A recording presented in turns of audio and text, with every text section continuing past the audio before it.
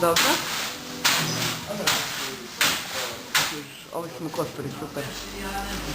Imam ja dobro kako. Imam jedno svira gitaru. Sa češnjakom i nekim drugim biljkama. A ima oni, tri su namazi koji su se stavljali na košu. I uvijek je baza bila maslinovo ulje sa češnjakom i nekim drugim biljkama koje su ljudi skupljali oko a kad imamo ono u zbirci, barem prema svome početku. Naime, ona počinje skoro pa kao western. Pa ne baš kao western, ali više kao akcijski roman, jer radi se o tome da čovječanstvo treba zvijezdu osvojiti pod bilo koju cijenu, što je jedna od mojih osnovnih ideja.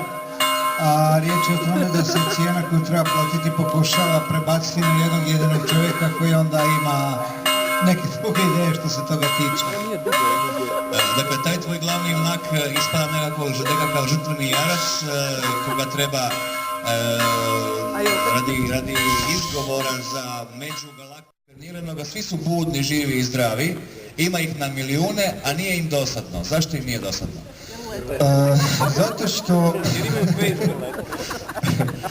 Zato što svi oni žive normalne svoje živote. Taj brod je inače, sastoji se od 3 dijela. Zbog toga se ih zove troruka dama, da. U ljevoj nozi je nešto, u desnoj nozi je nešto i u nosu je nešto. I u nosu je nešto, da. I ljudi koji žive, ne znam, u određenom dijelu broda ne znaju šta se događa u drugim dijelovima broda, svako ono odvojeno, sve žive svaki svoj život. I sad, šta ćeš me dati? Ali imaju reality show. Dobro, to je ono... To moraš. Točno, imaju reality show koje fanatično prate. Ne samo to, čitav brod je zapravo reality show. Dobro, hvala na Spoiler. Ničeg osim tog reality showa na brodu i ne postoji. Hvala još jednom na spoileru. I zapravo je cijela priča na reality show. Nevjerojatno ti zahvaljujem. Evo, imaš piće.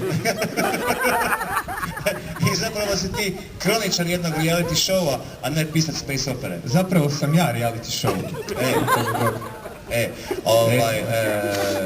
Meni je ovo zabavno, bilo jako zabavno. Tebi? Šta? Ova priča.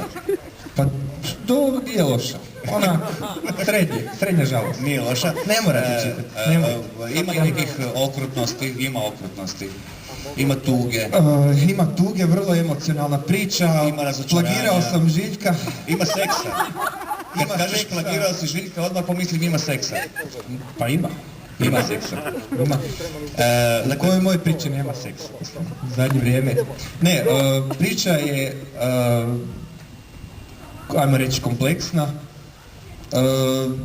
U nekim dijelovima se nadovezuje na prošlogodišnju priču, ali ne toliko da ju ne bi mogli skužiti ako ne budete čitali tu prošlogodišnju, ali ono, ne bi bilo loše pročitati, pa kupite tu zbirku. Sad ja tebi zahvaljujem.